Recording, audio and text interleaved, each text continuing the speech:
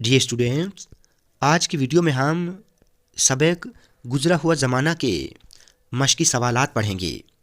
Students याद रहे, ये वो सवालात हैं जहाँ से आपको एग्ज़ाम में एक सवाल ज़रूर पूछा जाएगा। तो चलिए स्टार्ट करते हैं। पहला सवाल देखें। बूढ़ा इंशाया गुजरा हुआ ज़माना में पछतावे के आंसू क्यों बहाता है, और वो 10,000 दीनार देकर क्या दो चीज़ें हासिल करना चाहता है। दीनार यूरोप की एक करेंसी है। बूढ़ा इंशाया गुजरा हुआ ज़माना में पछतावे के आंसू इसलिए बहाता है क्योंकि उसने ज़िंदगी में कोई नेक काम नहीं किया है। वो उस दौर पर अफसुर्दा है, यानी परेशान है, जब वो नेकियां कमाने के लिए बहुत कुछ कर सकता था मगर उसने नहीं किया। बूढ़ा 10,000 दीनार देकर खोए हुए वक्त और जवानी के दिनों को हासिल करना चाहता है। दूसरा सवाल है, गुजरा हुआ ज़माना में सर सैयद अहमद खान ने क्या पैगाम दिया है। इंशाया गुजरा हुआ ज़माना में सर सैयद अहमद खान ने ये पैगाम दिया है कि ए मेरे प्यारे नौजवान हमवतनों और ए मेरी कौम के बच्चों, अपनी कौम की भलाई की कोशिश करो ताकि आखिर वक्त में तुम्हें उस बूढ़े की तरह न पछताना पड़े। हमारा ज़माना तो आखिर है। अब खुदा से ये दुआ है कि कोई नौजवान उठे और अपनी कौम की भलाई की कोशिश करे। तीसरा सवाल है, कौन से वो आमाल हैं, यानी कौन से वो ऐसे काम हैं जिनके करने से नेकी की दुल्हन को तस्खीर किया जा सकता है।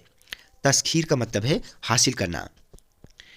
गुजरा हुआ ज़माना सर सैयद अहमद खान का लिखा हुआ एक सबक आमोज़ इंशाया है।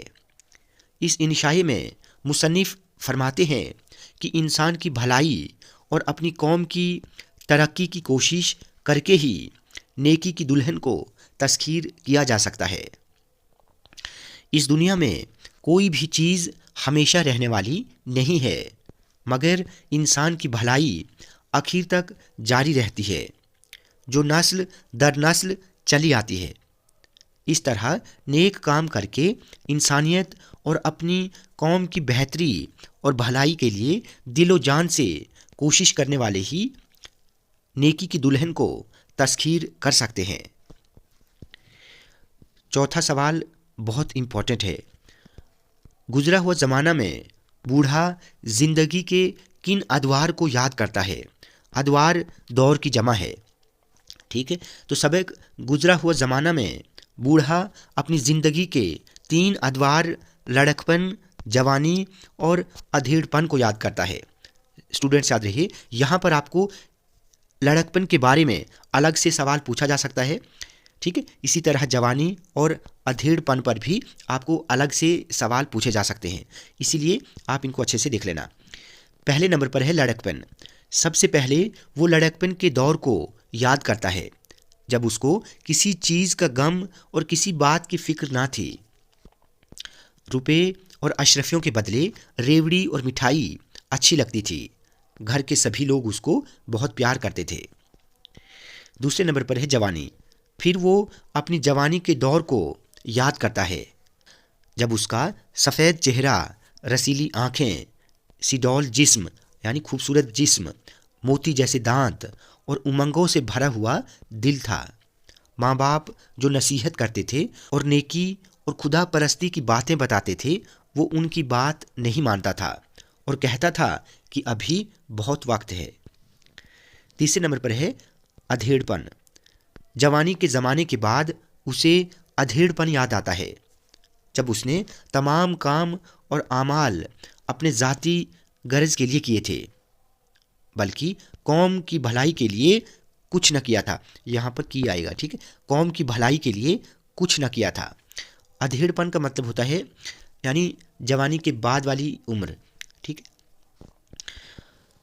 उसके बाद आखिरी सवाल है, सर सैयद ने बरस की आखिरी रात का जिक्र किस तरह किया है।